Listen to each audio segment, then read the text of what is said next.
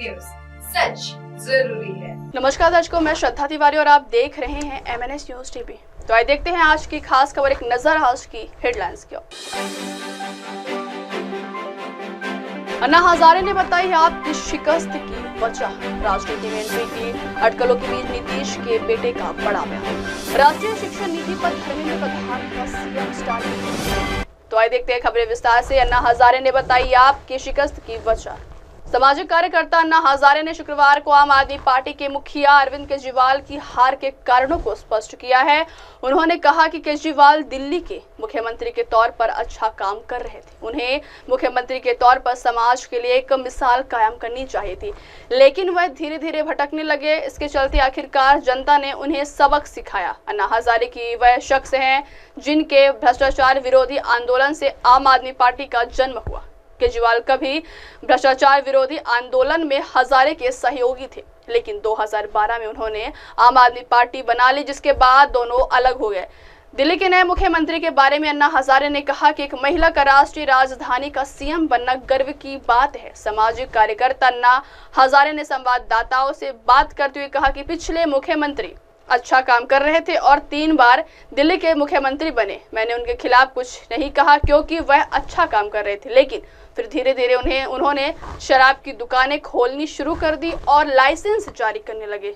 तब मैं परेशान हो गया। वहीं दिल्ली के नए सीएम को लेकर क्या कहे अन्ना हजारे ने। अन्ना हजारे का बयान आया है। उन्होंने कहा कि एक महिला का राष्ट्रीय राजधानी की नई मुख्यमंत्री बनना गर्व की बात है। उन्होंने कहा कि लोगों ने उनके शुद्ध विचारों और कार्यों के कारण वोट दिया।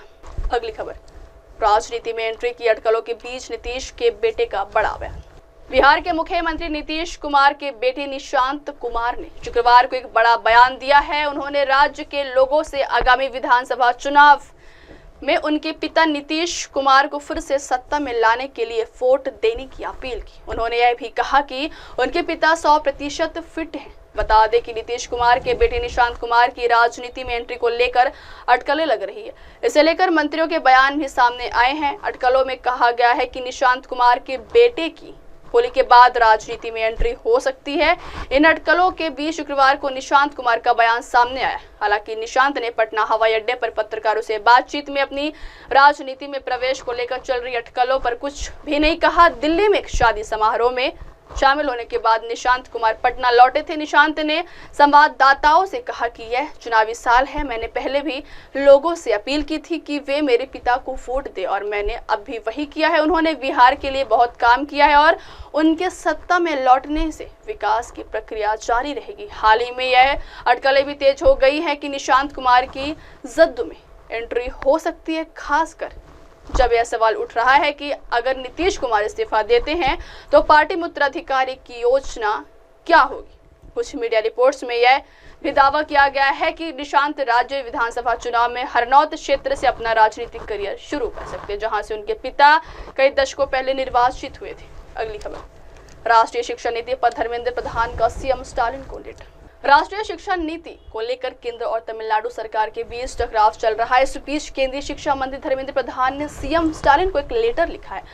इसमें उन्होंने राज्य सरकार के NEP 2020 के विरोध पर फिर से विचार करने के लिए कहा है। उन्होंने कहा कि राष्ट्रीय शिक्षा नीति को लचीला बनाया गया। इस नीति को राजनीतिक चश्मे से न देखा जाए। ये नीति भाषाई और सांस्कृतिक विविधता को सहेजने और मजबूत करने के साथ ही देश के एजुकेशन सिस्टम को वैश्विक मानकों तक ले जाने की कोशिश है। सीएम MK स्टालिन को लिखे लेटर में शिक्षा मंत्री धर्मेंद्र प्रधान ने कहा, किसी राज्य पर कोई भी भाषा थोपने का सवाल ही नहीं है। इस नीति का मुख्य सिद्धांत भाषाई स्वतंत्रता है। सियासी कारणों से शिक्षा नीति का लगातार विरोध तमिलनाडु में स्टूडेंट्स, टीचर्स और संस्थानों को मिलने वाले मौके से वंचित करता है। इसलिए आपसे मेरा अनुरोध करता हूं कि सियासी मतभेदों से उठे और युवाओं के हित को देखते हुए विचार करें। अब वक्त हो चला दर्शकों ब्रेक का। ब्रेक से लौटने के बाद देखिएगा देश और दुनिया की तमाम बड़ी खबरें। बने रहिए MNS न्यूज टीवी पर। नमस्कार, मैं हूं Abhishek Bachchan. Keep watching MNS news. आप देख रहे हैं MNS न्यूज, सच जरूरी।